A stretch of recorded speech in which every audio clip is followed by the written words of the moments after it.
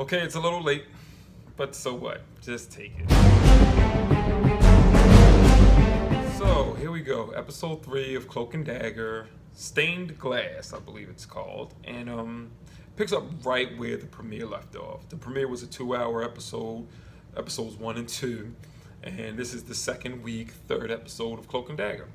The car accident from the end of the first one, Tyrone teleported to Dagger. Maybe in that moment he was looking for or searching for something to bring him happiness and joy, or he was thinking shooting the cop that shot his brother was going to do that. It teleported him right in front of Tandy, and she's driving away right after she got the phone call from her boyfriend Liam, or her ex-boyfriend, whatever.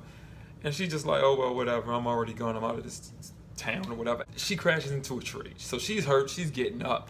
Tyrone's like, hey, calm down, you might have a concussion or something. And she's just like, are you trying to kill me? And it made sense. He's standing with a gun. He forgot he had the gun in his hand. Then he puts it in his pocket. I was just like, please don't go off. But anyway, the thing is, it opened up with some connection. Them two together, because we didn't get a lot of them together. Episode 1 or 2, we didn't get a lot of Tyrone and Tandy. And I saw people on Twitter saying, can I get some more of them, please? Because the little bit that we got, seems to be some good chemistry there. That's why they were cast. They were picked in these roles, because they probably got good chemistry with each other. But we wanted some more. We got that at the opening of this episode. And there's a lot of scenes where they're here together. Younger versions of themselves, and also the current age that they are, but they're not speaking to each other, because it's in like a dream state.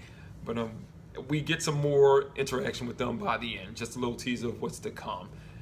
And I'm looking forward to that. I know we are, but the thing is, you don't want to rush that. You want to build up these characters first before you just throw them into each other, because we really want to get a sense of who they are before they find out themselves who each other are and what's their background and things.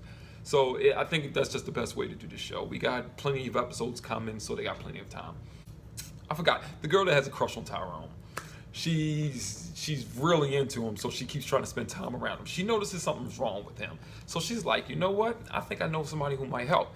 This being set in New Orleans and everything, I mean, the showrunner said he think New York is pretty well protected, if this is a part like loosely connected to the MCU. But you got all the Defenders in New York, and a lot of the Avengers are there all the time too. He was like, we need to take it somewhere different, so it's set in New Orleans. So of course somebody down there, voodoo was going to get brought up, some form, some fashion, somehow, whatever. And it did.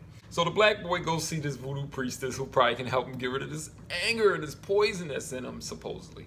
Well, it was just, the girl, what is her name? Veta, that's her name. Well, she's like, you should go see my aunt. I know somebody that can help you. So he goes on her little tour that she does after school or something for money, I guess. Maybe she does it for free. And he meets this voodoo priestess, and she basically just says, here, just bathe yourself in all these natural ingredients. Where can I find all this stuff? And it was Whole Foods. It was natural ingredients. Go somewhere where they sell organic stuff, Whole Foods. But anyway, he just gets in the bathtub with a bunch of things that's supposed to, I guess, relax him and bring out his consciousness. She said she could do it by hitting him over the head with a bottle, giving him a concussion. Which brings us to Tandy.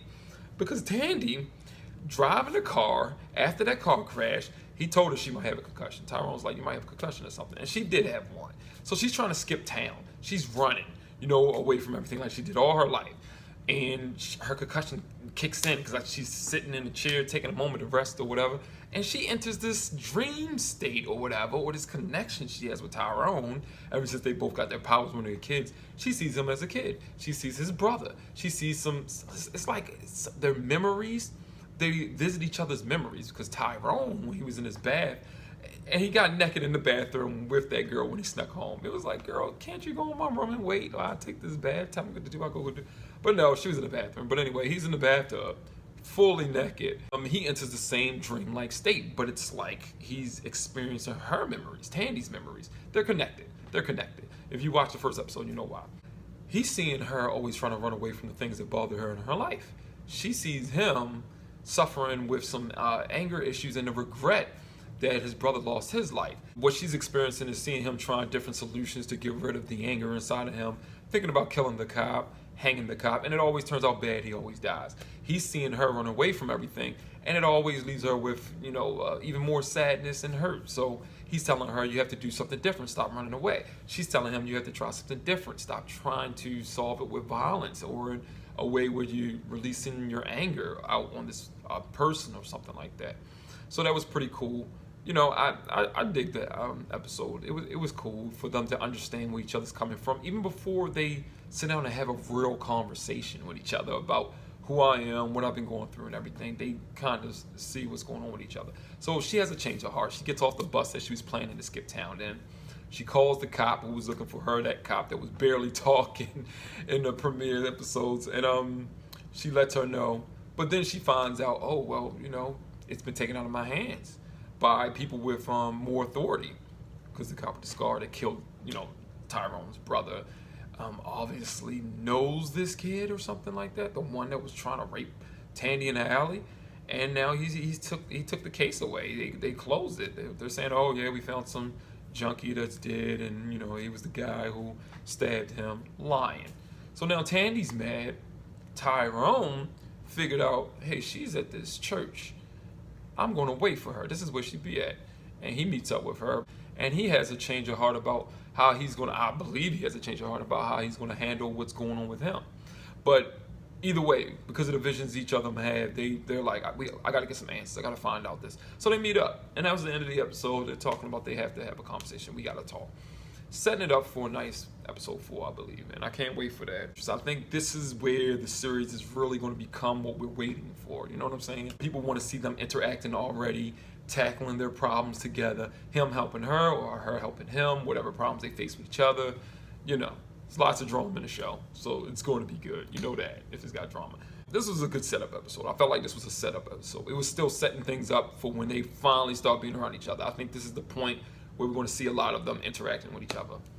You know, at one point or another, they're going to just become inseparable, if they do it like the comics, because these two don't do anything without each other. They're so in love, not just in love, but connected through their powers and experiences. They're always around each other. They're married. You know what I mean? It's just like a wedding. They're life partners. You know what I'm saying? So they're married through their powers, basically. You can say that, and their experiences. But yeah, it was a good setup episode. I liked it. Overall, it was good. I wanted more of them interacting with each other instead of just being in scenes with each other. But it's coming. It's coming. So I'm patient. Overall, good episode. That's my review. See you next week. See you next time.